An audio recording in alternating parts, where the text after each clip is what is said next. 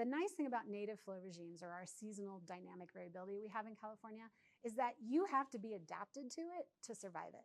It's an extreme environment. If you look at rivers throughout the west of the western US, and including even all the way over to the East Coast, California has the most variability in our rivers, seasonally and interannually, like orders of magnitude more than anywhere else in the US.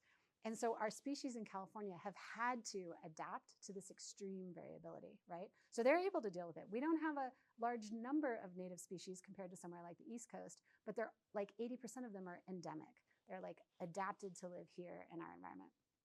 So when we remove that variability and make the rivers flat or look more like a temperate river, like you would have on the East Coast, we're creating the habitat conditions that East Coast, species can thrive out here. So those become non-natives here. So one of the advantages, and there's some nice studies, for example, on Puda Creek in California, where they've re-implemented a more natural flow regime, and it has basically reduced the populations of the non-native species and allowed the opportunity for the natives to thrive. The natives can outcompete the non-natives if they're given the conditions that they're adapted to. You're probably not going to really ever fully extirpate the non-natives. They're here and it can be really difficult to extirpate them.